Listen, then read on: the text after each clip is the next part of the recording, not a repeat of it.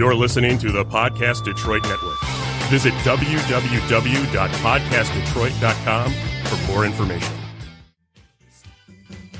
Welcome. Thank you for listening. This is the IT and the D Show, episode 267. Guests this week include Jason and John here from Theater Bazaar, talking about probably one of the coolest weekends that happens in Detroit. It's 2 weekends. Or if not Two the entire weekends. world. The world. No, I agree. I would agree with that.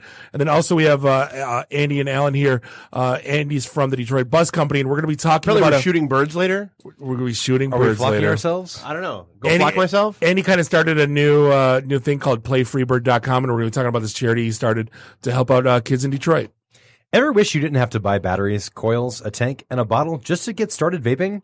Abe, the new vape system from the creators of Zampobox, changes all that. Abe's hardware blends simplicity with top-shelf quality. Abe features a super contact battery, high-capacity pods that are more than twice the capacity of Juul pods, and that features ceramic coils so you don't ever get a burnt hit.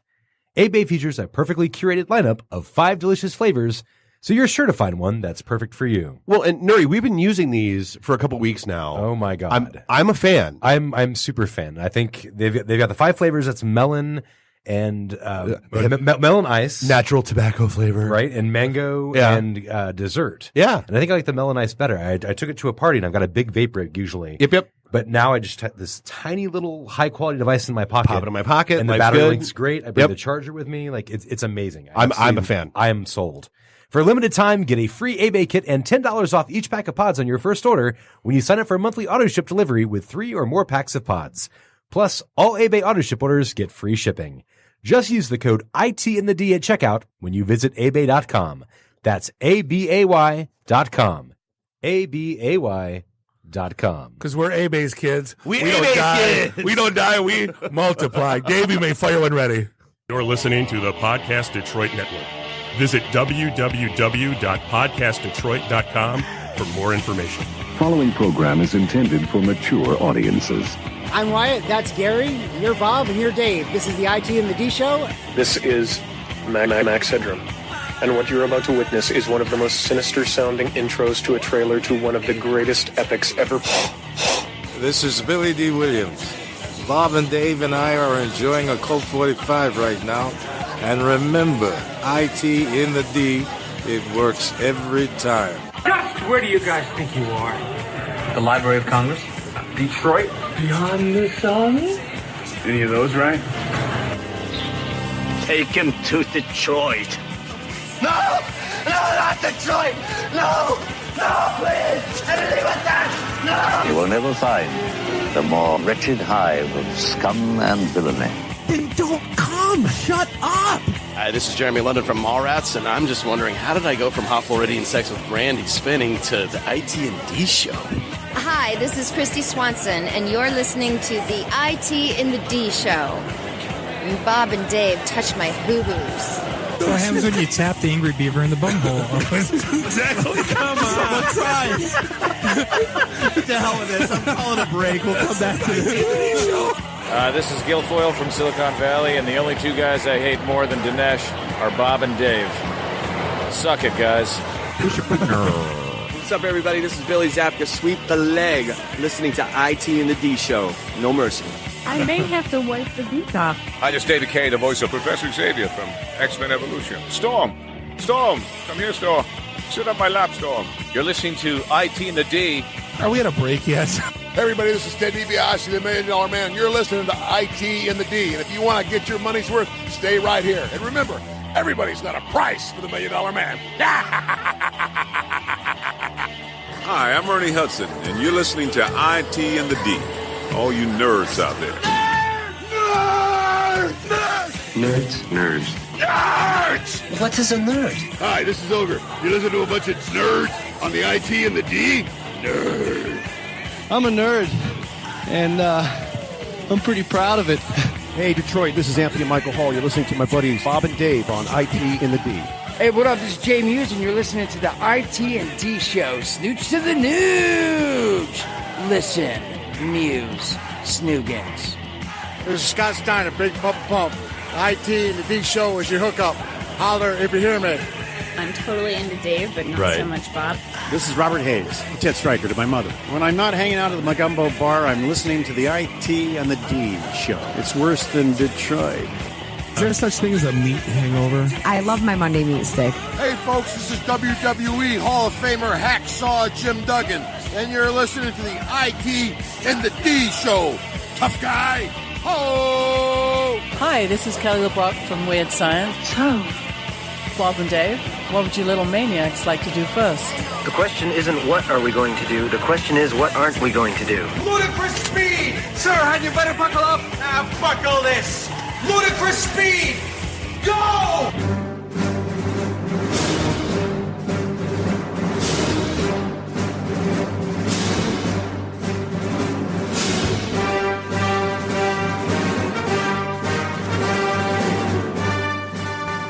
Welcome. Thank you for listening.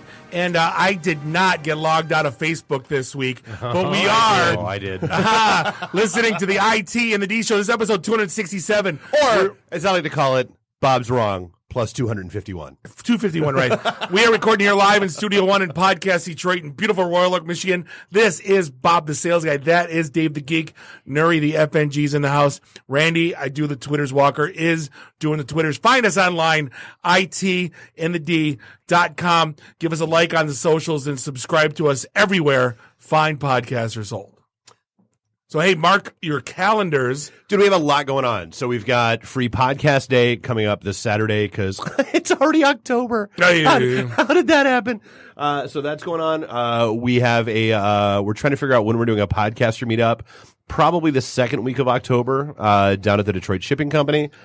We have the Ann Arbor meetup tomorrow night. Randy, that is at? Tomorrow, downstairs in the basement of the Pretzel Bell. I will be there. Where there are no Really? pretzels yeah. and there are no bells. There are pretzels, and they're giant. I'm going to order the pretzel just to prove that there's pretzels. At the I feel like Bell. that has to be a post. Right. And the then- Pretzel Bell. At the Pretzel Bell. And then October 18th, we'll be having our event. We just moved it down to the Detroit Shipping Container Place. Which is awesome. I got my first foray as DJ Glockenspiel at the Detroit Shipping Company this past Saturday. It was so much fun. Playing It was 80s music all night long. Dude, I didn't think that girl in the red shirt was going to leave ever. I thought you had a new best friend. No, yeah, they're basically, I got booked for whatever party they're doing up in Lake Orion somewhere. No, but it was great. So if you missed it, shame on you. The Oktoberfest happened on Saturday. So we opened up the Falling on Beer Company stand at noon. And then the beer fest started at 1. That ended at 6. DJ Glockenspiel took over at 8.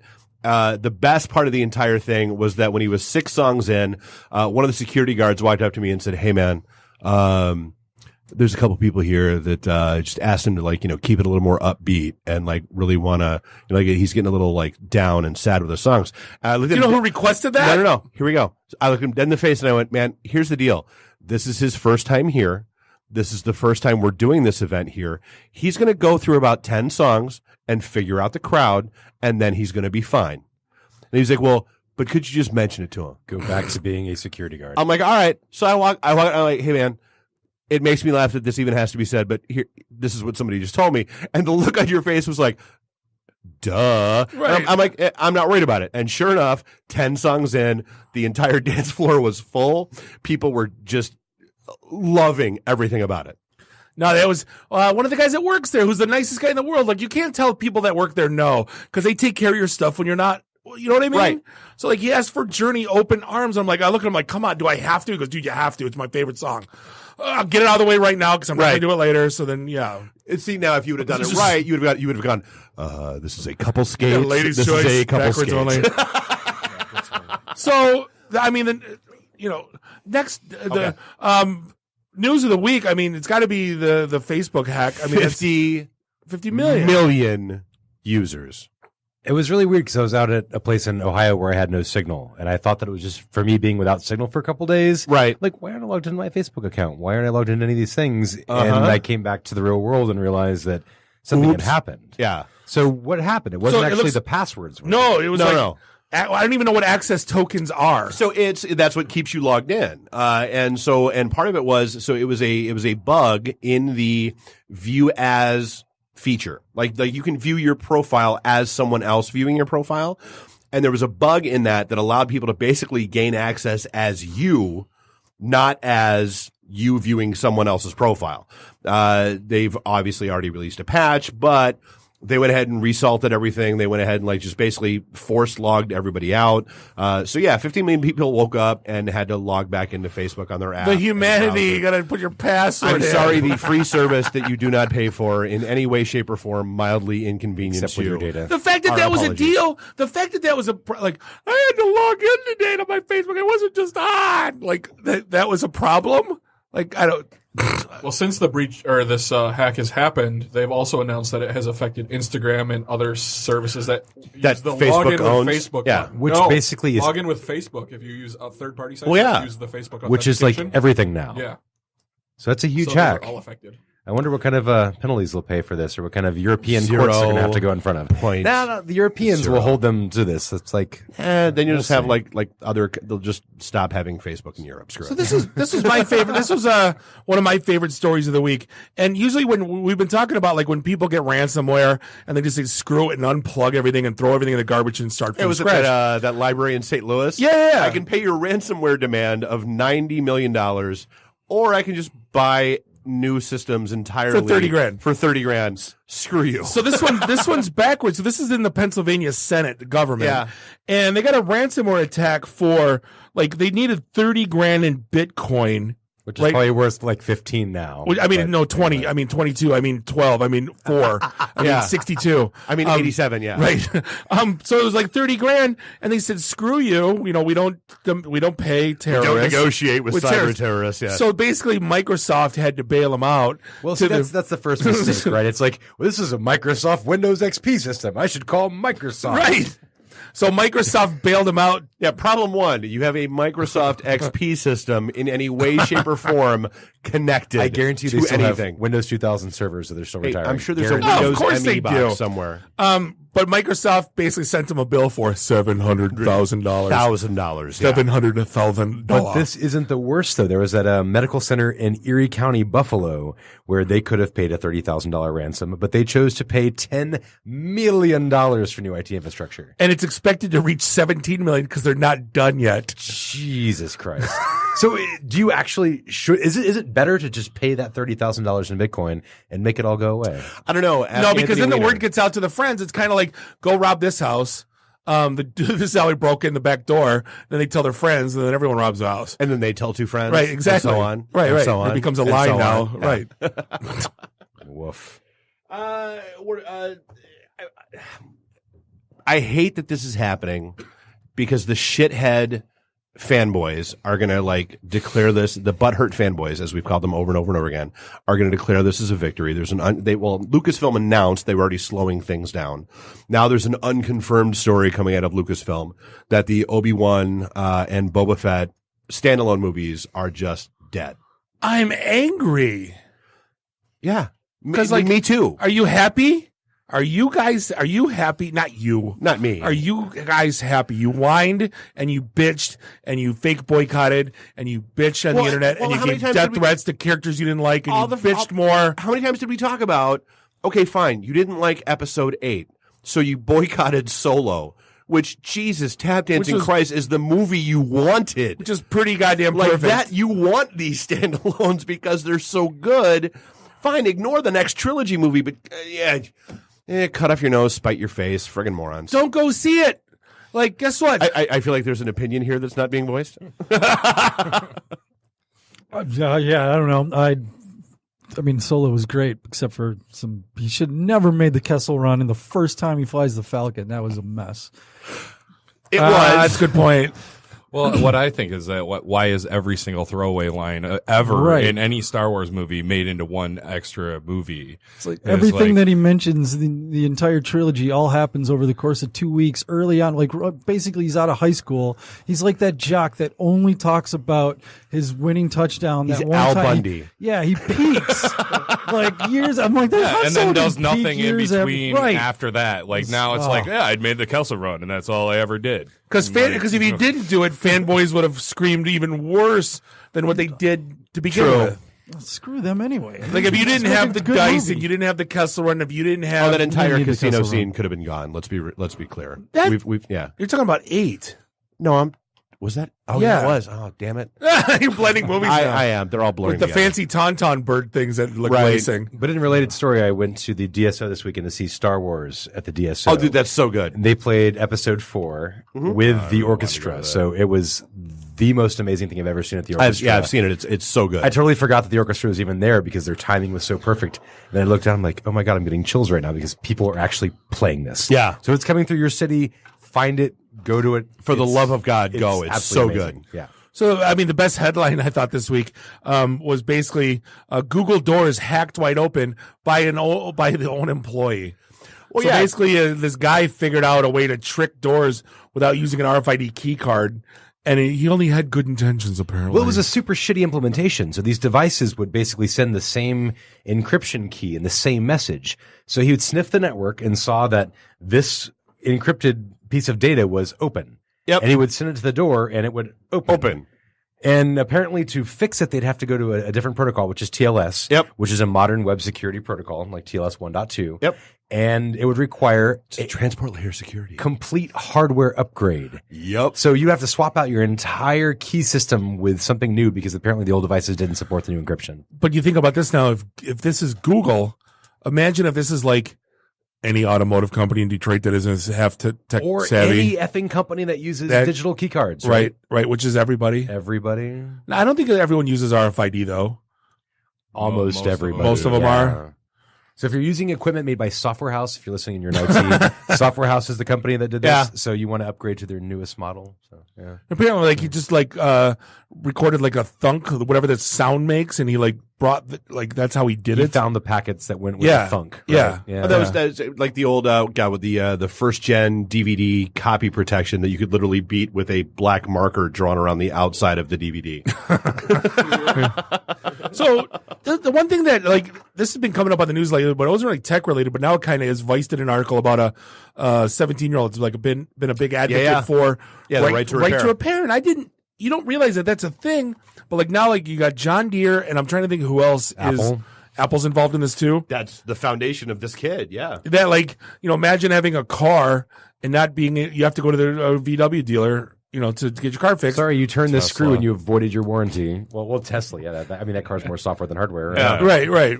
Well, no, but that's the whole thing is, it's the big three, and every auto manufacturer that's been a big proponent of getting rid of right to repair because they want you basically forced to go to their dealerships and their repair facilities instead of going to John the mechanic down the road or Bob in his garage fixing shit. But if I go to John the mechanic and he screws it up worse, then what's the big deal? I'm just paying the John dealership more. Certified mechanic, though. But Right. They do it by design now because it just takes you special tools they have to buy from the dealership in order to do anything. So, Well, if you look at like Neil was saying, he's got a Tesla, our buddy of ours, and he was saying, I get software updates and the car drives different. Oh, yeah, it's the worst. He's like, he wakes up the next morning and like the brakes work differently. well, there was a whole thing where during Katrina where they changed the software on the computers so that they could drive further to get out of the evacuation. Oh, and They just did that in North Carolina too. Yeah. And that was because that was the thing. I went and got my oil change on Friday, and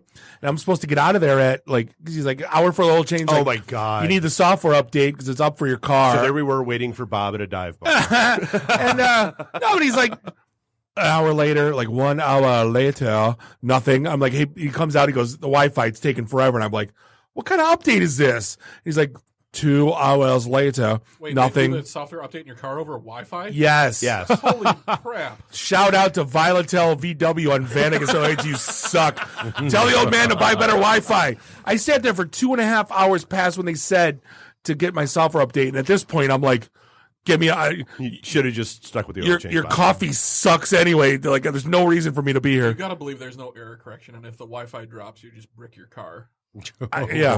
Luckily it drives. Then I got a text today from him going, how's everything, Robert? And I'm like, your Wi-Fi sucks. And number one, don't ever call me Robert ever again. Everyone. Yeah. It's got, So, hey, go figure. A study came out that said open plan office designs are the worst thing ever. I miss my cubicle. I feel like we all know that. We all knew that. We've all been aware of that. I'm back in a cube after 15 years of being home based, and I'm dying inside. And how does that make you feel? Awful.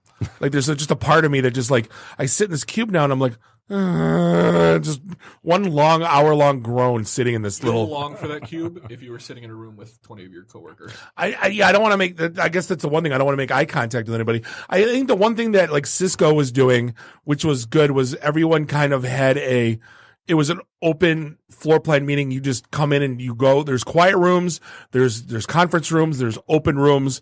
There's you can choose. Like you're not stuck into like this big, huge, empty room like a like Bamboo Detroit, right, where you're just like staring at everyone. Right, and this wasn't just a small study by like cubiclemakers.org or anything. This is done by Harvard, and they said that in an open floor plan office, people start emailing and messaging more than they do in the cubes. Because you would get up and walk over to somebody else's cube and talk to them, but somehow about sitting in a big open room does not lend to collaboration. No, like I'm on HipChat all the time, and I'm talking to the person, chatting with the person who's 2 desks away from me. You're just lazy, Randy. Well, no, because you don't want to be the annoying person having a conversation over somebody else and over 3 other people. Well, like John Coe, for example, love John, and he's probably listening, but he's not. He paces the office. Like he's like all of a sudden, and then his voice is getting quieter. And then it's getting louder because he's walking by my desk again, and then he's going to quiet again because he's at the other end. Because we have like a long Doppler effect. It's seriously, it's like the Christopher Schwartz song. Right. Take me away. Will you just go in a conference room for crying out loud? Breaking, somebody just replied to my tweet about the Star Wars movies being canceled.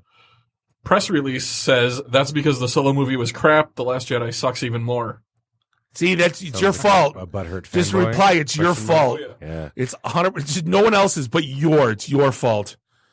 So we hate people. But then another one came out, and we always, we're looking at the stock market, and we're looking at all these apps that are valuated. We look at Bird, and we'll get to a segment 3 that's valued at $2 billion. $2 billion. And basically, they said we're only a few clicks away from .com stupidity. From we're right back to 1999. Absolutely. There's the same level of 99 as there is today of companies that are trading publicly at 10x their revenue. Yeah. No, their revenue, gross revenue, not EBITDA, gross revenue. Do any of these companies have puppets we can buy at a discount? Company? Oh, e-toys? Hey. Pets. Was that a Pets.com joke, Randy? Boo. Who knows that besides Dave? I made a fortune on e-toys, so yeah. Because you sold. My Tamagotchi is still hungry. But I still have some flues available. Can I spend that on anything? What the hell is a flus? It was an online currency promoted by Whoopi Goldberg. Oh, I remember that. Oh, God. I absolutely do.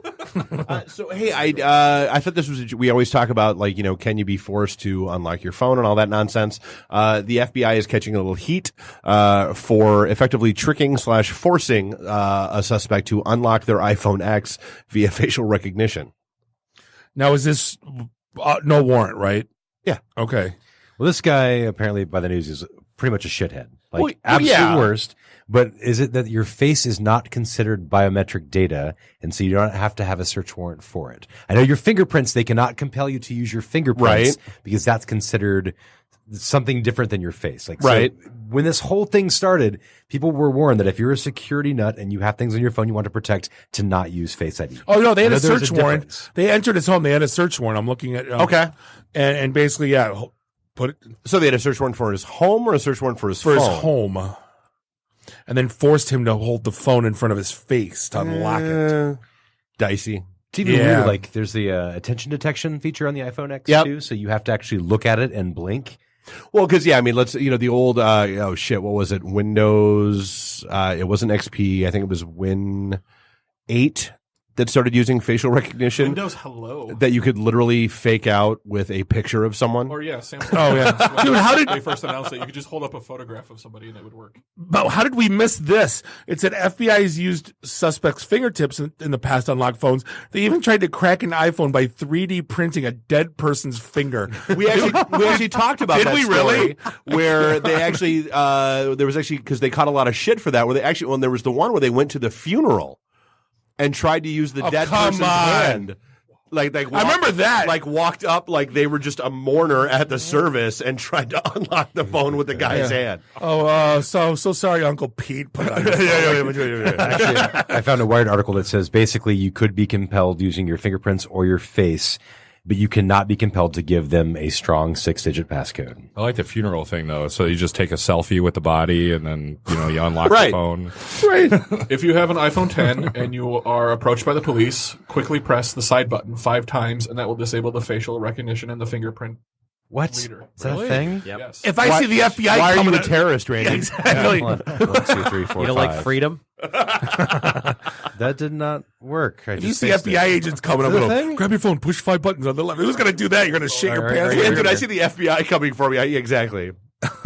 Just turned it off. It just turned it off. No, it didn't work. Oh. Randy's advice is bad. Randy's not a lawyer. All right, enough. As soon as that comes up, facial recognition is turned off. Oh, shit. Yeah. Wow. 5 times. Randy's not a lawyer. So, had an interesting week for CEOs too. We had the GE CEO forced to step down. GE stock takes a tank, and then we have Mr. Elon Musk is forced to resign as chairman, even though he gets to keep a CEO seat. Right, and Tesla stock goes through the roof. Which was weird because, so the SEC came down, as hard as they can on him. There was that whole tweet about him talking about taking the company private, which sent the stock into all kinds of weird I'm going to place, take right? it. Yeah, I'm going to take it private at $4.20 a share, and yet, when I've got the investors lined up. $4.20 a share. Yeah, after he got off the Joe Rogan show smoking marijuana. Right? Entirely possible. That's not when he said that. No, but and then he a subsequent tweet was like, "Hey, I've already got the investors lined up and all that stuff." Yeah, that should probably actually have the investors lined up. That can be seen as stock manipulation. And so the SEC sued him for fraud, and now he's leaving and paying a $20 million fine. Yeah, which is a very small amount. That's like he'll find that in his couch. Right. And then he'll go mine some space rocks or dig some tunnels, and it'll be fine. Right, he'll sell a few more not flamethrowers. Neil did get his flamethrower, and it's not as sucky as I thought. I saw a review of that online where they tested 3 different flamethrowers, and the not a flamethrower is super dinky compared to a real flamethrower. But it's like a 2-foot spray. It's all in the name, right? Not a flamethrower. Yeah. No, but it's like a 2-foot spray. It's not bad. We all thought it was going to be like one of those click lighters my wife uses to light the candles in the house. But it's like actually it's got a decent flame. It's a roofing torch. Right. Yeah. Which is fun. Shall we break? Speaking of roofing torches, we're going to take a quick break and we're going to be back with the team from Theater Bazaar. This is the IT in the D show. And we'll be right back. IT in the D. Read, meet, listen. Networking Detroit, one beer at a time. Hey, this is John Snyder from Nip Tuck Smallville, the haves and the have-nots. Oh, Dr. Quinn, Hot in Cleveland, Secret Lives of the American Teenager, and just about everything you can possibly imagine. And oh yeah, the Dukes of Hazzard. You're listening to Bob and Dave. It's the IT in the D show. ITinthed.com. Welcome back. This is segment 2, episode 267 of the one and only IT in the D show, broadcasting live here, Studio 1 in Podcast Detroit in beautiful Royal Oak, Michigan. This is Bob the Sales Guy, hanging out with Dave the Geek, Nuri the FNG, and Randy I Do the Twitter's Walker. Find us online, itinthed.com. You know why? Because we are IT in the D. And you. You're still not, you skeevy bastards. Good evening. Hope things are well down there. It's pretty, yeah. You know what? Here's the thing. All my life, I've been, fat, drunk, and stupid, like Dean Wormer said. It's no way to go through life. The problem is I'm adding a fourth one to this, which makes it, I got the gruesome foursome, which is bald. I'm kind of got the whole losing my hair thing going on. You do complain when you're driving around in a convertible that your head gets sunburned. Yeah, I know my whole head got sun. Yeah, it was bad. But I guess thanks to science, I guess it can be optional. It's a good thing. Yeah, exactly. We got our friends at 4hims.com. I guess it's a one-stop shop for hair loss skincare for men. They'll connect you with doctors and medical grade solutions to treat hair loss. These are well-known generic equivalents to name brand prescriptions to help you keep your hair. Like I could kind of use some more. I would say you should try to avoid losing any more. Yes, absolutely. I don't. I'm right at the precipice of. Is that a word? The what? Precipice? Precipice? Precipice. Thank you. It's downhill from here. But hey, do us a favor. Order now. You get a trial month for Hims for just $5 today, right now, while supplies last. Sounds cool. Yeah, exactly. This would cost hundreds if you went to the doctor. And I guess that the AstroTurf doctor you always hear on the radio, it's like $8,000 if you want that done. Oh yeah. Oh, it looks perfectly natural. You can swim with it on. Right. One hand on your head, one hand you swim with. Yeah, perfect. Yeah. Right, exactly. And no one will notice, right? Whatever. Do us a favor. Go to 4hims.com/inthed. That's FORHIMS.com/inthed. That's 4hims.com/inthed. in the D. Sweet. Absolutely. So, Bob, we suck, and the one thing we forgot to talk about, and I can't believe we did because it was like the highlight of our lives, we were on stage last Wednesday at TEDx Detroit. No, we were, and it was one of those things where it couldn't have been more of a whirlwind. I didn't sleep for 2 days coming up to the event. We did the presentation probably an hour before the event. I'm just kidding. We did, Charlie. It was a couple days before. Well, and Charlie, it's all your fault. You didn't tell us it wasn't 7 minutes each. And then we decided, you know what? We got there 2 hours early. We're like, you know what? We're going to put these 2 hours to use. So we went over to the Temple Bar and drank with some mighty fine people. Drank some, and they bought our bar. No tab. They paid for our drinks. The crowd that was there. Yeah, so we gave them a little shout out during our talk. Yeah. We went backstage for about 15 minutes and did Ric Flair and airplane lines to loosen ourselves up, and then went out on stage and went 7 minutes over and had the best time of my life. It was amazing. Yeah, absolutely. It was absolutely phenomenal. So yeah, it's out on TEDxDetroit.com. It's the top video. You can click and see all of them. And we weren't the only ones that were there. Well, no, I cut you off on stage, and I'm going to cut you off right now. And that was the thing that would. I tried to cut you off on stage. I know. And you wouldn't effing let me. I wasn't looking at. You were looking at the clock. I wasn't. As far in my head, we were going like 3 minutes. Apparently, it was like 13 at that point. And I'm like, no, Dave, go back. I want to tell a story. And you're like, no. Why is he going so fast? And I'm like so angry. But then we were 14 minutes. They hated us. But speaking of sharing the stage, we got our friends here from Theater Bazaar, John and Jason. How you guys doing? Good. That was a real segue. Good. Yeah, I know, right? That would actually made sense. It actually was. How was your TEDx experience versus ours? Oh, it was terrible. It was. I also had no sleep. Was up for a couple of days. Right. Sick, head full of Dayquil. Terrified of speaking in front of 3 people, let alone 3,000. Right. Stepped onto stage. The last thing I remember, I could hear myself say "Holy shit," and then which was on the live broadcast. Right. It was holy shit. You did say "Holy shit." Yeah. That's amazing. Yeah, I was expecting all the lights to blind you so you wouldn't see the people's faces, but you could see every single one. Right. And then there's that clock in front of you with the countdown. And then the orchestra started a little early, and it was like the Oscars when the music starts and you're supposed to get off the stage. The Martin Landau. No. Yeah, every ounce of everything in my body was telling me to just leave. So I don't know even what I said. I forgot. You should have done what we did. You blew through it so fast, and you were just like, people would start to clap, and you just like, yeah, and then this, and then that, and then that. Just I was just going like, and I going gotta and go. going. I'm done. Well, we were complete idiots. Like I got on stage. First thing I see is one of my friends, his soccer dad, and I waved at him. And then like halfway through, Dave's like, "Shout out to our Temple Bar peeps," and these girls are like, "Woo!" We're doing this so wrong. Like we're like doing stand-up comedy, and they're like, "It's supposed to be a proper TED Talk, and you're supposed to inspire people." We're like, "We're not inspiring anyone." Yeah. Like we made fun of 2 of the speakers. Like it was like I prefer to think of it as we didn't make fun of them. No, we just pointed out what we were not doing. We were not talking about saving babies. We were not there to tell anybody how to be more like Cardi B. So back to the topic at hand. Theater Bazaar is one of those things that it's kind of taken over Detroit, and in my opinion, should take over the world. But you don't want that much work on your lap. But let's go back to the history. Let's start because this always started as like a blind pig underground party. Back in the state fairgrounds. I guess you tell the story better than I can. 18 years ago. It was it 18 years ago? 18 years ago, year 2000. It was, I had been threatened to be kicked out of, my studio in Detroit, because of the parties I was throwing there. And then a friend had 6 lots of land and a bunch of bonfires, and was like, let's all combine forces and build an amusement park. And so we did.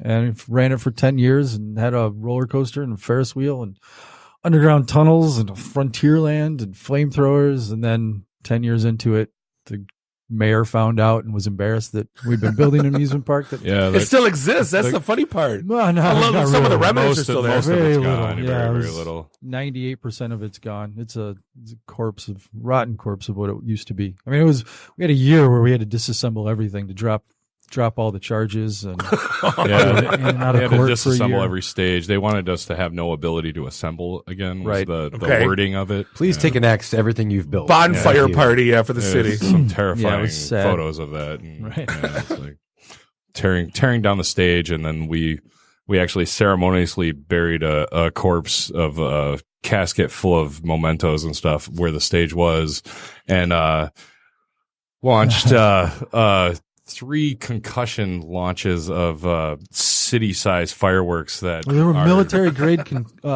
just concussion grenades. Oh yeah, And even when they launched, like we felt like out of the pipe something went wrong. Well, because we had they're 6-inch concussion shells, and we had an 8-inch launcher. Right. So they were smaller. They were smaller than the launcher shell, so they didn't go anywhere near as high as they're supposed to go, and like car alarms for miles, and you could feel it hit your chest.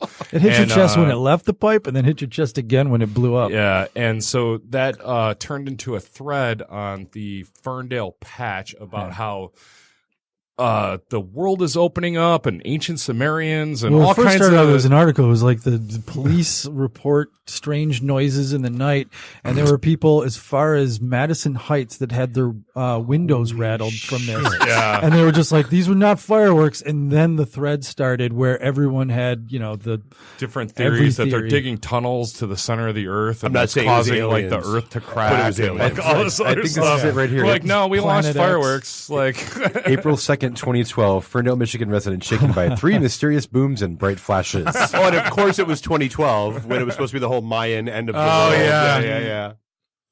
Holy shit. yeah, Yeah. the comment threads go ridiculous. That's though. when you realize all Yeah. your neighbors are Someone named batshit Cindy crazy. says, Yeah. there's absolutely no way these were fireworks.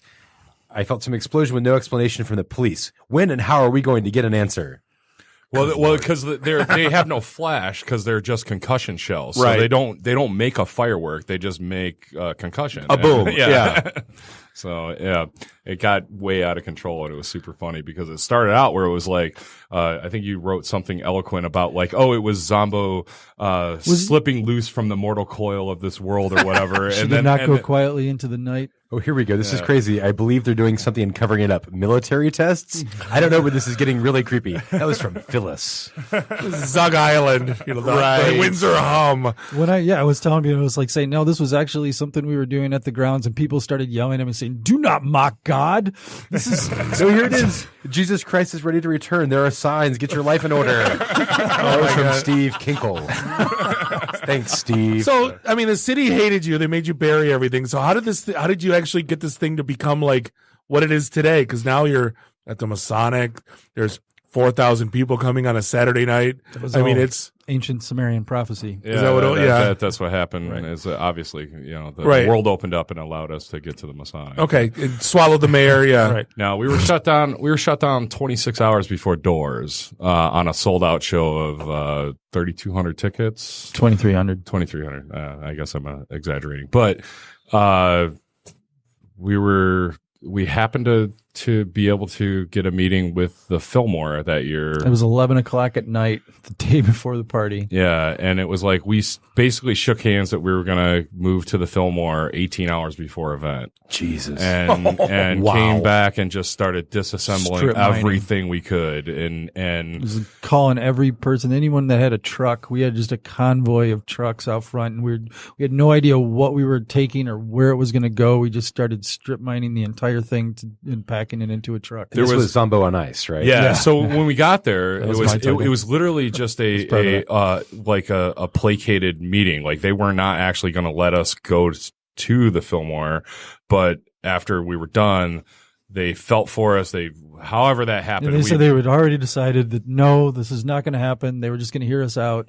But then when Yeah. they saw us walking in and how bad we looked, like, and how much we were dedicated to it. So when they finally agreed to it, before we actually left the building, it was a sold out concert of Band of Horses, and we're walking around with like clipboards and just be like, well, we could put something here, we can move this, we can do that, and like just taking notes of anywhere that we could put. Like we're gonna put a burlesque stage in the that foyer behind the main stage. We're going to put a platform somewhere else. We're going to do this there. We're going to do that. We're like, okay, we got a plan. Let's go. And just went back, and then everybody back at the grounds, oh, it's over. Everything's dead. So everybody's like kind of drunk and like hanging around by a fire. And we pull up with trucks. We're like, you're either helping us or get the fuck out. And we're just like, start tearing things apart and putting it in trucks and putting it into piles and taking things apart. Now, to put this into perspective, Theater Bazaar is occurring on the 12th and 13th this year of October. You've been in the Masonic for already 2 weeks, so that's a total of a month of prep time to turn the Masonic into what it is? Well, it's more than that. I mean, it starts in January, and then the designs, everything's built modularly for the most part ahead of time. So this is just the installation that happens, and that's happening around the clock. I mean, once we move in, costumes is moved in a month and a half ago. There's, people, managers have already moved in, living on air mattresses. I mean, when we're moving in, we're saying like literally moving in and sleeping there. Yeah, I moved in Saturday. John moves in tomorrow. Brett, who's one of our main leads, has been there already for a couple weeks. There's people living there 24 hours a day in the dressing rooms for the main stages, and more moving in. Now we have on an upper floor, we have taken over a kind of abandoned floor that there's a tent city that gets put up. I mean, so basically to do Zombo and Ice in one day was ridiculous. How did the show go? We had people who had never been that said it was the best Halloween party they'd ever been to. For one day of moving shit in. Mm-hmm. Whoa. Yeah. And that's the thing, like last year was the first year I worked at Theater Bazaar. I helped out doing the Infernal Guard. Mm-hmm. And the only thing I came out of it, I was completely awestruck, and I'm not trying to do this because you guys are here, I'm being honest, was the attention to detail. I've never seen anything like it in my life. Because anal retentive. I was gonna say someone has to be, and it's you probably, and a perfectionist, and the rest of us suffer. Right. That's basically what happened. It was absolutely I've never seen anything like, honestly, in my professional life, I've never seen anything like it. That there was that, like the detail was that on point. I was just seriously shaking my head the whole time walking around, going, I can't believe this is this awesome. Like, well, so for real. and you guys just laid out like how much work goes into this and how much time you're spending on this and how much effort. The natural follow-up question is, why?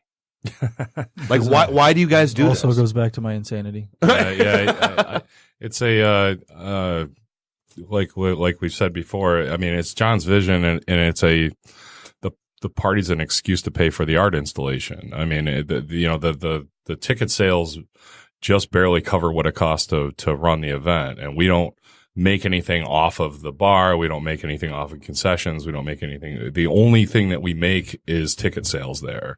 And it barely breaks even because everything goes back into the event. And we have, almost 700. Well, we have over 700 volunteer shifts. We have, multitudes of people that are on staff, and we have 350 performers that come through the event on year to year, and the attention to detail and the attention to the event itself is the prize at the end.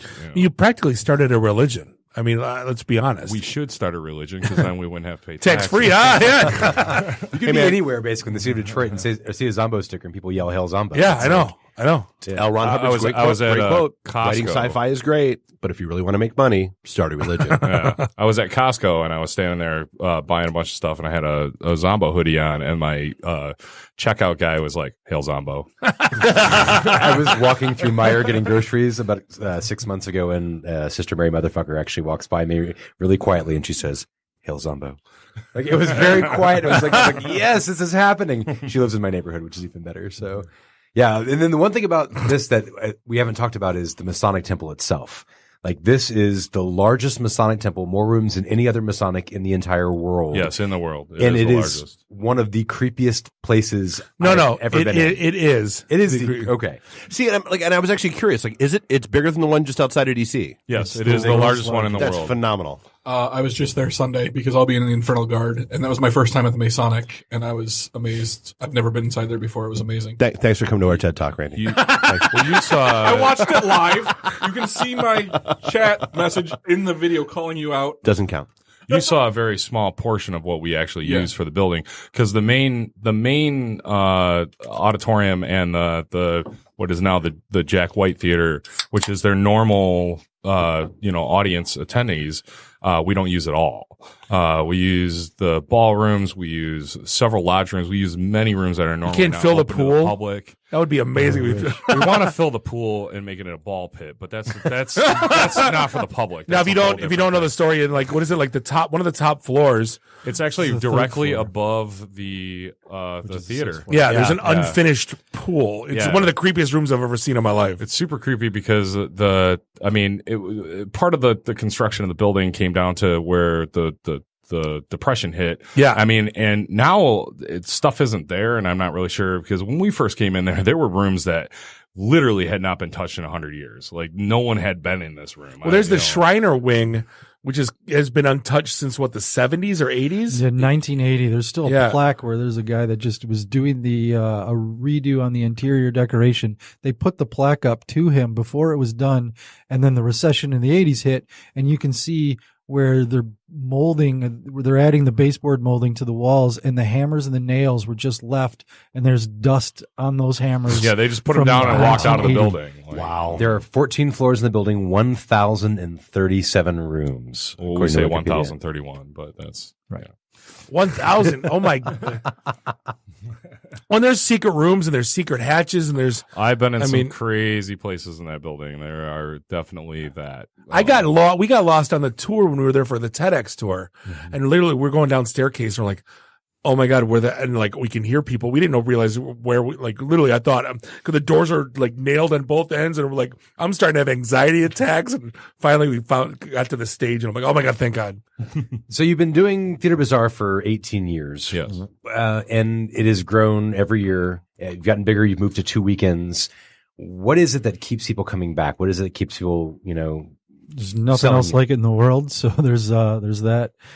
It's I think just the fact that you can explore these 8 floors. I mean, the Masonic is amazing on its own, but then what we do to it is mind blowing. And you change out all the lights, right? We change every single light bulb. Yeah. It's every 3,600 light bulbs, chandelier, every sconce, every bathroom. It's everything just to glaze the color palette in some warm tones. Well, and when you say there's nothing like it in the world, so someone who's never been to Theater Bazaar. So I hear about it. What is set my expectations when I walk in the door? Oh man, that's tough. It's because there's nothing to compare it to. I mean, this is like 4 times as big as any Las Vegas show or anything in New York, anything anywhere. It's once you enter, and because we started so DIY, we have no backing, no sponsors, there's no logos, there's nothing to take you out of this world. So once you enter, even the ticket takers are part of theater. It's all the attendees are part of theater. That's what makes it come alive. There's an expectation of the guests. You lose yourself in the anonymity of your costume, and you become a part of the show. I mean, there's stage shows, and then there's shows all around you. But I mean, it's burlesque. It's fire. I don't mean to add into but it's just like an observer. It's fire breathing. It's burlesque shows. It's like. Do you want the rundown? Because I'm go pretty ahead. good at it. I was going to say. Doing it at a lot of festivals and stuff. Please. So basically, there's 6 main stages, 19 performance spaces. 21 performance spaces. I'm sorry, we added performance spaces. So there's 6 main stages, 21 performance spaces, about 350 performers, fire breathers, acrobats, 20 bands, sideshow, burlesque, fetish, suspension, all over the building, and it's a choose your own adventure on a massive scale. Starts at 6:30, ends at 4 a.m. And there's nothing else like it in the world, because we don't say that in jest. There actually is nothing else like it in the world. Both John and I have seeked out other immersive theaters, and there's some amazing shows. I mean, a lot of people are like, oh, I've been to Sleep No More. No, this is not Sleep No More. I've been to this, I've been to that. It's size, scope, and scale, and the amount of performers, the amount of time, and the amount of entertainment that there is there's nothing else like it anywhere in the world. The closest thing it's original. Yes. Everything. The closest thing I could find was a private party that some billionaire held at a castle. Like there's literally nothing Eyes Wide else Shut. Like it. Right. Yeah. It's like Eyes Wide Shut meets Cirque du Soleil. Yeah. So, I mean, and there's 2 different parties now. Things have evolved over the years, and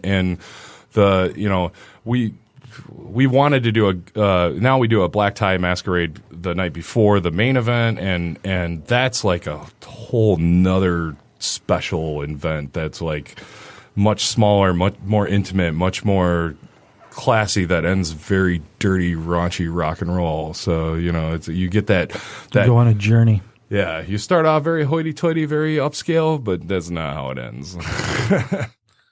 So what's new this year that's going to surprise folks, or can you tell us? I can't tell you much. There's a lot of surprises in store. There's a lot more things to find, or they have to find you. But one of the things we added this year is a human absinthe dispenser speakeasy. What? Yes, Yeah. you have to find it though. Right.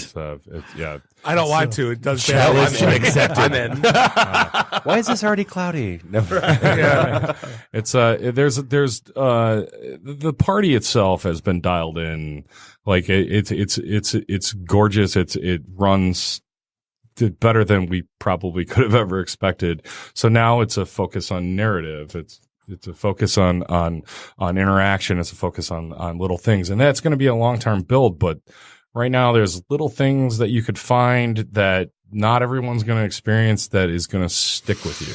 Yeah, there's narratives that have been running through it for a while, and it's a type of thing where you kind of get out of it what you put into it. If you're going there and you're exploring and kind of taking in the art and the narrative that's happening in the art, the performers themselves and what's going on, there's territories to the performers. It's like you can gather all of these things and start to build a narrative, or you can just go and be overwhelmed by the spectacle. And there's a wide range of how you can enjoy it. Well, it's very true that there's always been a narrative. I just don't think that it's been necessarily something that your average partygoer would be able to necessarily pick up on, because it's so vast. There's like 350,000 square feet to the space that we take up. I mean, it's 8 floors. There's a train ride on the 7th floor. There's an ice cream parlor, a movie theater, all kinds of little pockets of things. This is the Irish pub. There's and the pub is the best place to see a band. It's so awesome in there. But it's just like to explore it and actually be able to take it in and understand the overarching narrative. I don't know necessarily that the average person is going to be able to get that unless they're really paying attention, because the party is just like, this is a crazy party. And I think that trying to bring more of that as an actual, and not necessarily an overarching narrative, but an actual dialogue narrative is something that we're trying to move a little bit. Yeah, it's just everything has to be done in kind of wide brushstrokes because of just the nature of dealing with that many people and spread out. It's like a lot of the other immersive theaters that we've experienced, the scale is so much smaller, so you can kind of have a beginning and a middle and an end. And with this, there's just too much going on. So the narrative has to be told in some wider brushstrokes, but it's still there. So it's choose your own adventure. Can I keep my thumb on the last page just to be safe? No one is safe. No one is safe. So last thing, there was something weird going on this year for those who've followed Theater Bazaar for a long time. They know Zombo is kind of the patron saint. Hail Zombo. Hail Zombo. He's full of grace.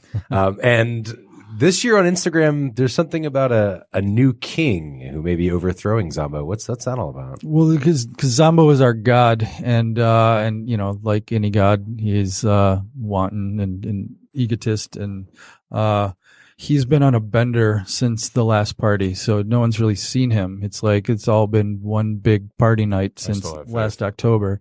So the throne was open, and some usurper has stepped in to seize this throne. So we'll see where he takes us. Dude, I can't wait. I'm so excited. So Theater Bazaar is October 12th and 13th. The 12th is the gala, the 13th is and the 19th and 20th. And the 19th and 20th. Yes. So are tickets still available? They are available. They are no longer available online. Okay. No, You can still get the gala online. Yes, the gala. But Saturday nights. So where do you find them? Just local retailers around Local the area? retailers. There'll be there's a list on our website at theaterbazaar.com, but it's in Noir Leather. Theaterbazaar.com/tickets. Right. And costumes are mandatory. Costumes are mandatory. Costumes are mandatory. Saturday night is you can be anything you want, but you can't be yourself. And Friday night is formal black tie masquerade. Awesome. Very cool. And you need to, and that's an important thing. You need to be in costume. You'll get turned away. You will get turned away. Yeah. So we won't. We actually have a growing number because we keep needing more people to enforce this. There is actually a volunteer position that is called costume checker. I'm so damn excited. Exactly. John Jason, appreciate the time. Theater Bazaar. Look forward to seeing you the 12th and the 13th because I'll be attending one night and working the next. So, all right. Look forward to it. El Zumbo. El Zumbo. And speaking of getting thrown out, we got Andy and Alan here from Detroit Bus Company talking about PlayFreeBird.com. Should be a fun story. This is the IT and the D Show. And we'll be right back. IT in the D. Read, meet, listen. Networking Detroit. One beer at a time. Hey guys, it's Time Hawk, Bruce Leroy from The Last Dragon. You're listening to the IT&D Show. itinthed.com. Welcome back, segment 3, episode 267.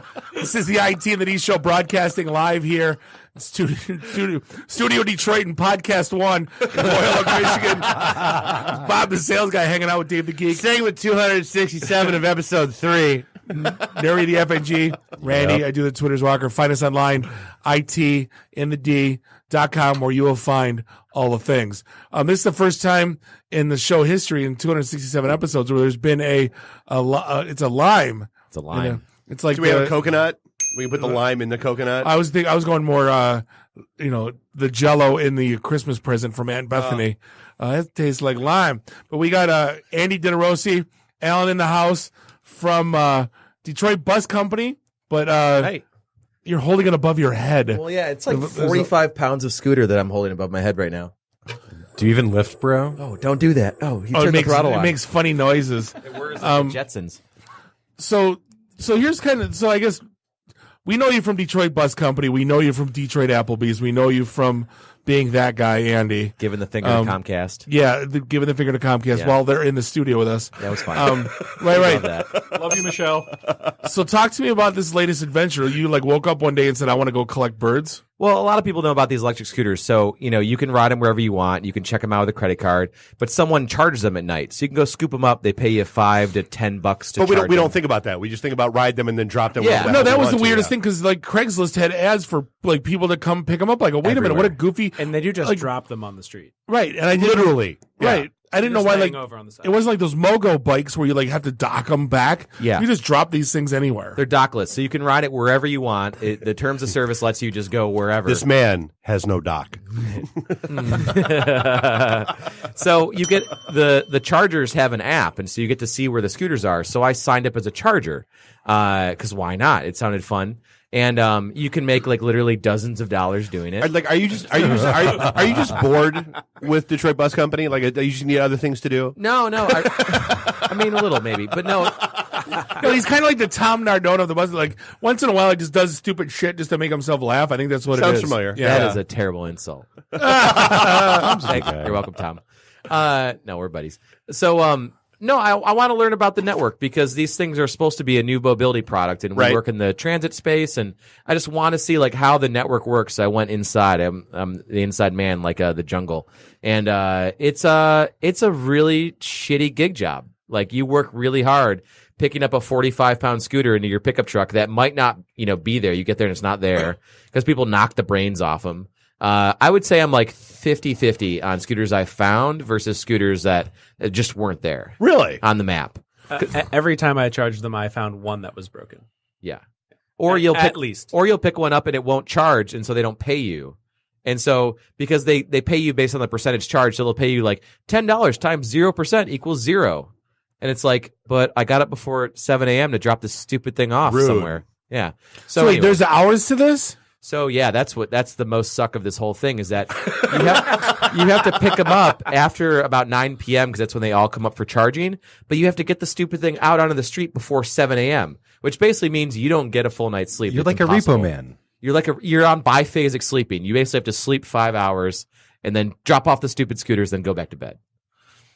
And people do this. It's hot garbage. That sounds horrible. I mean, we've both done this. Not only do some people do this, a lot of people do this. I'm getting scooped on these all the time. There was actually are there turf wars among one guy had I own this corner, Andy. Get the. There was a $20 one, which is the highest reward you could make, and it was in Hart Plaza.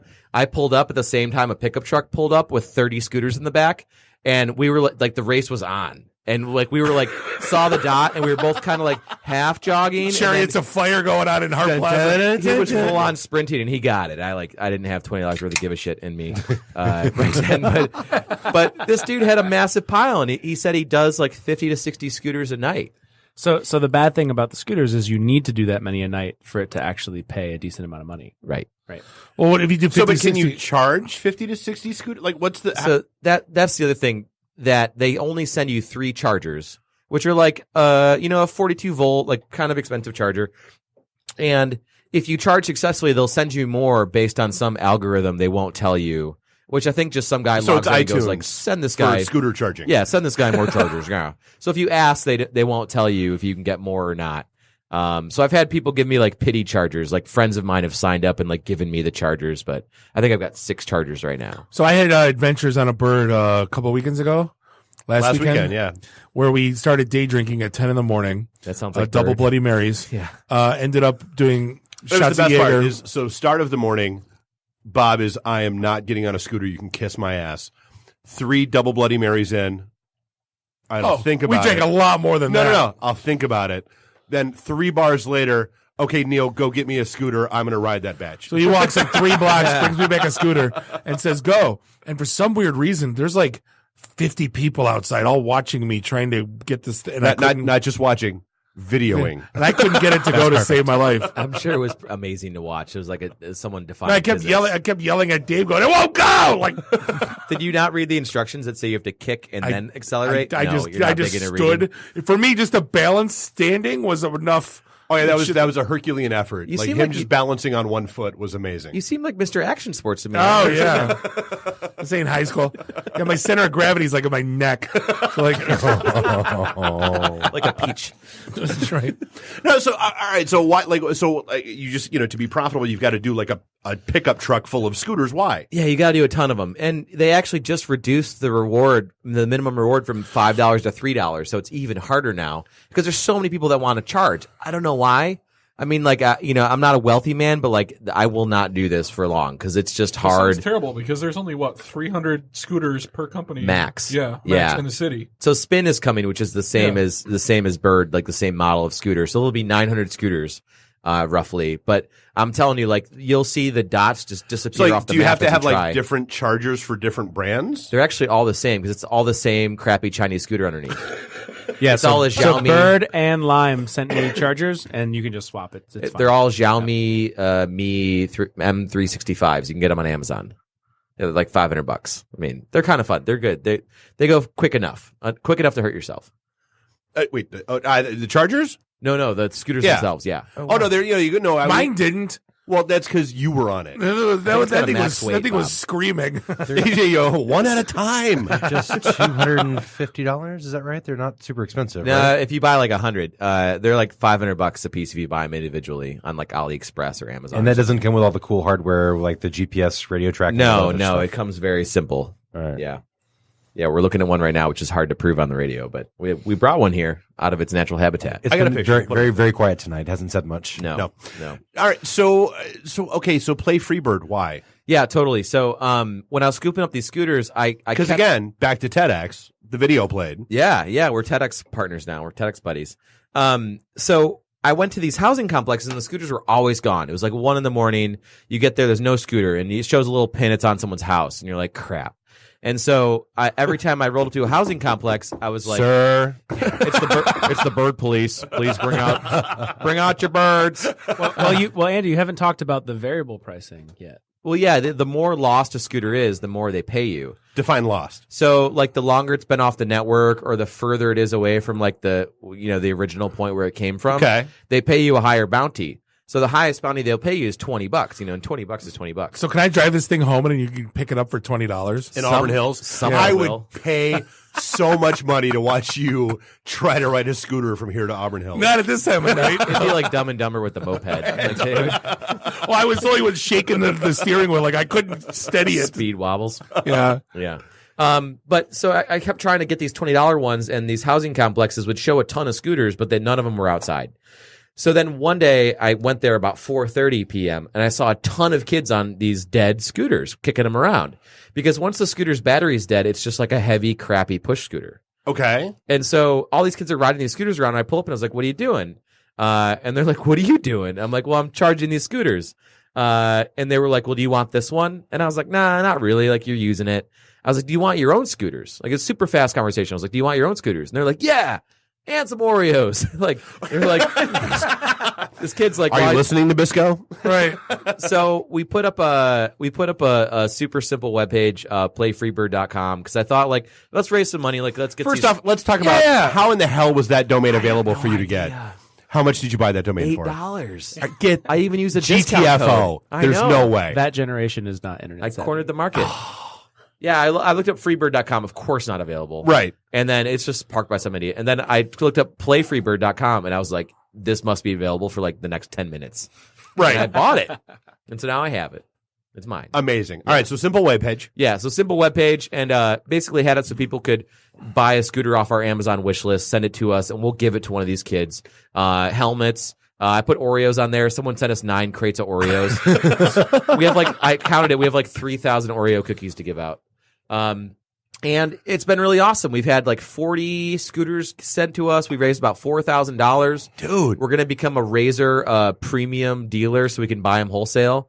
And so a semi truck of scooters is going to show up, and we're going to give them out to kids throughout Detroit. To these I was saying, so when you say these kids, who are these kids? Yeah. So when I went to the complex, there was about 10 kids. And then I came back with some scooters. There was 20 kids.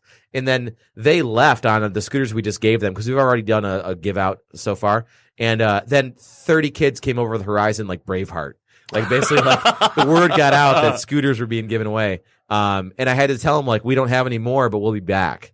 And so we'll be back to that complex for sure, 100%, even if I have to buy them myself. And we're going to go to other complexes that look just like this one and give scooters to those kids as well with helmets. Okay, but so I guess we're missing the bridge there. What's the why? Yeah. Well, so you can't book a Bird or Lime scooter unless you have a driver's license, you have a credit card, and you're over 18, which is kind of a high barrier.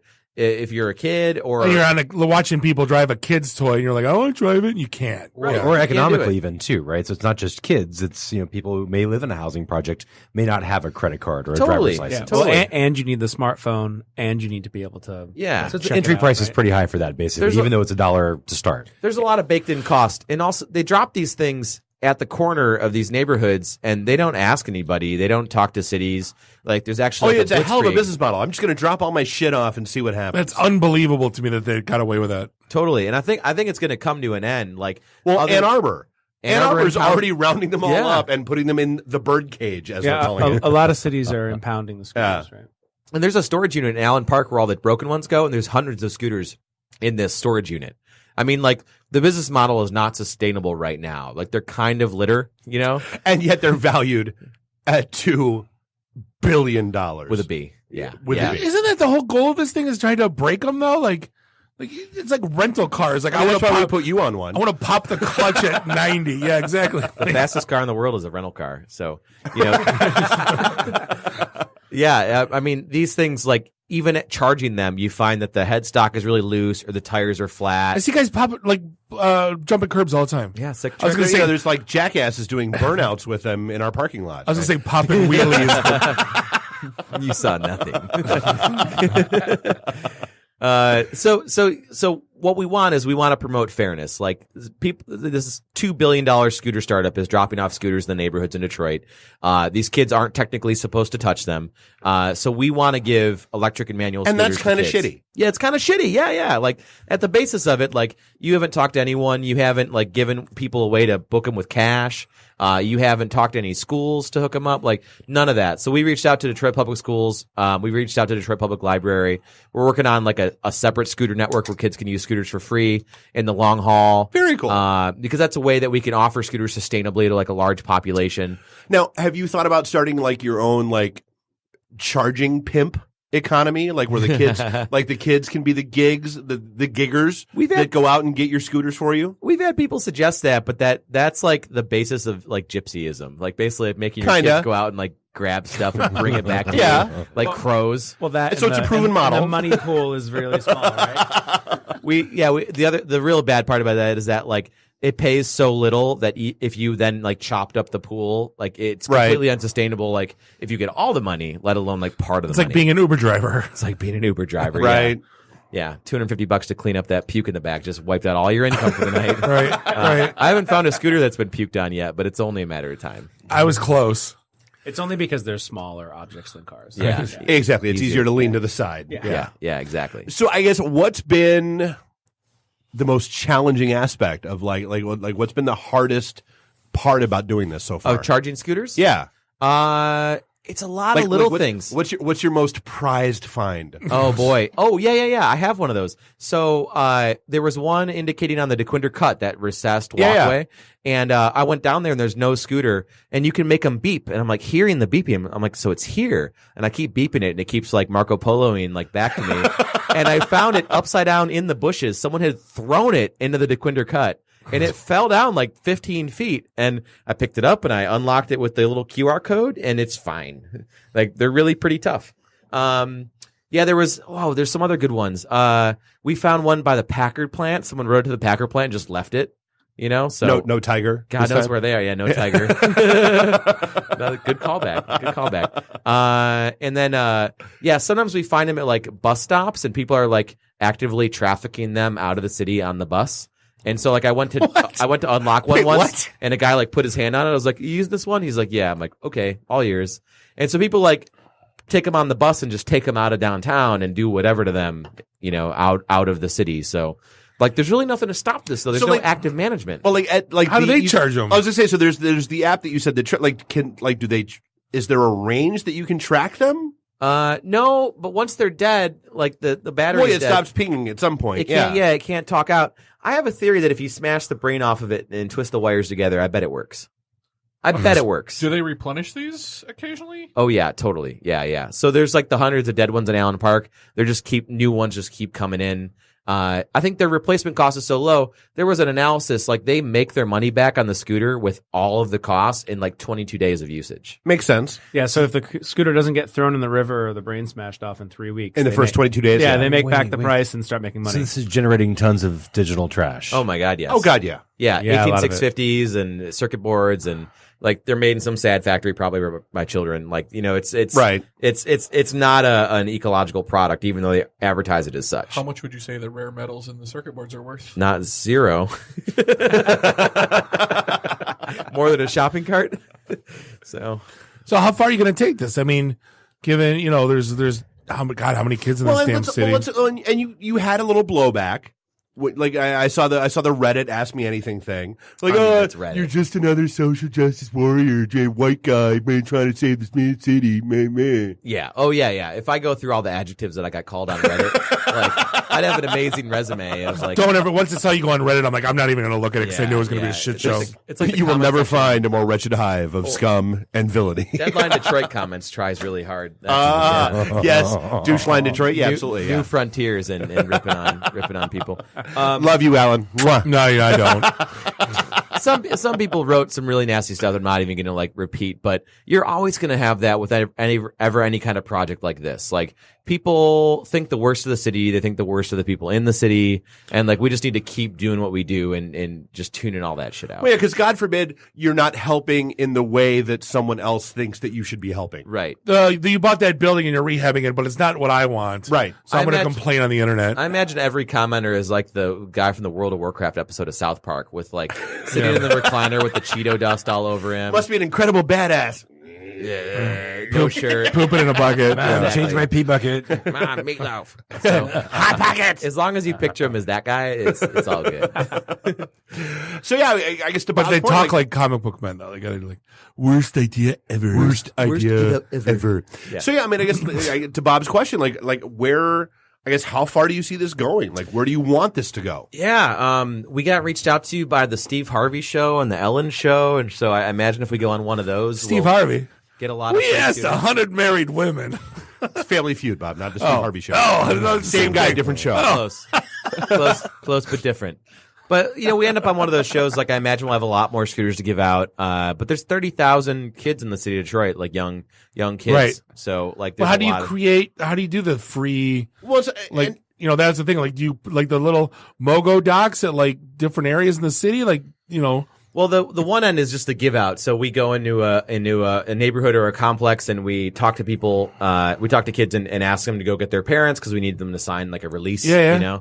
And so that's one way of doing it. Just sort of the instant joy, like zero planning. Like, you're not expecting anything. Like, you just all of a sudden have a scooter if your mom says it's cool.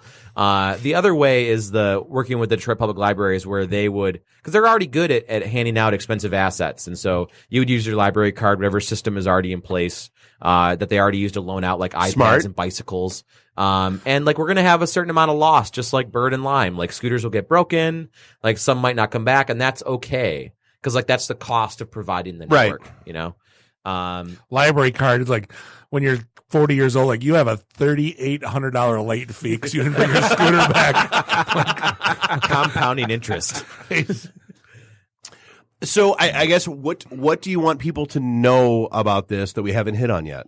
Yeah, they can participate. If you go to PlayFreeBird.com, it shows all of the donations that were made, all the ways to donate. If you have like good working used scooters, you can drop them off at our depot in Detroit. So PlayFreeBird.com, the URL I can't believe we own. You can check it out. All the details are there. And if you sign up, you'll get all the updates as the project progresses too. Very cool. Yeah. Awesome. Yeah. Absolutely. I want to drive this damn Lime in the parking lot. You also made the front page of Reddit, which is a pretty cool accomplishment. I did not think we were going to make that. I put that up there like, whatever, I got to try, right? And then I was at lunch and someone texted me like, congratulations on the front page of Reddit. I'm like, front page what? RIP my inbox. Yeah, exactly. Right. Yeah, a lot of orange or red. So many downvotes. Exactly. I downvoted it right off the bat. Just reflexively. Totally. See the name. Exactly. That's right. Thanks, and I said stupid Republicans just to feel like I was part of the community. Damn liberals. But hey, playfreebird.com if you want to join. And this is a really cool thing. We're proud of you guys. We've grown up a lot It's a since cool thing. trolling Applebee's on 8 Mile. No, we really haven't. No, we haven't. Zero. We're just trying to use our powers for good, not evil. Yeah, exactly. Occasionally. But hey, sometimes. Appreciate you guys hanging out. We're going to wrap things up for episode 267 of the IT and the D Show. I want to thank John and Jason from Theater Bazaar, Andy and Alan, playfreebird.com.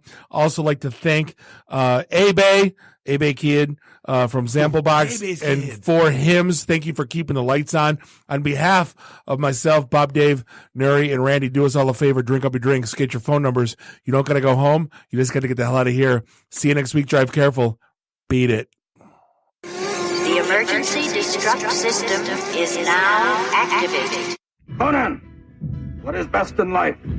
To crush your enemies, see them driven before you, and to hear the lamentation of their women. Long live Flash! You've saved your ass. Have a nice day. I have come here to chew bubblegum and kick ass. And I'm all out of bubblegum. Nice shooting, son. What's your name? Murphy. Make the run. The run. Game over, man. It's game over. It's over, Johnny. It's over. Nothing is over. Nothing.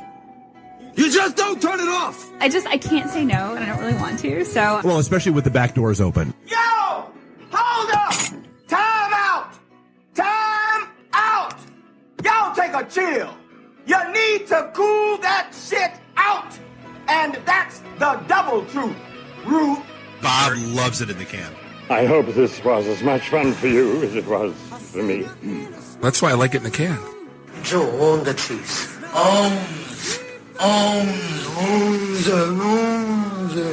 Bear me. My job is to make sure this program is morally upright and cultural and wholesome. Shut up, Mimsy! Shut up, Mimsy! Shut up, Mimsy!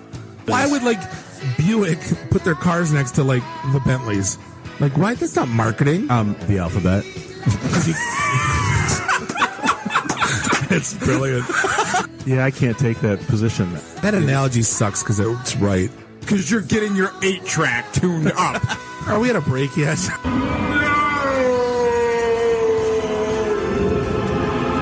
Yeah, so now I'm just doing stupid stuff to make me laugh. Venture capital is not the end game. When are we going to talk about me? Jane, you ignorant slut. It's my show. I can say what I want. Kiss my ass, go home, unplug, get off the goddamn internet. You are everything that is wrong with the internet right now. You're so white right now. I'm the whitest guy in the room. Just explain it to me. I love this city. I was banging on the wang. Really? Should we talk about this? Tag team. Should I keep going or should I stop? Can I just say, it's been great being on a show that talks about Mickey Rooney dying for 20 seconds and then poop for 10 minutes.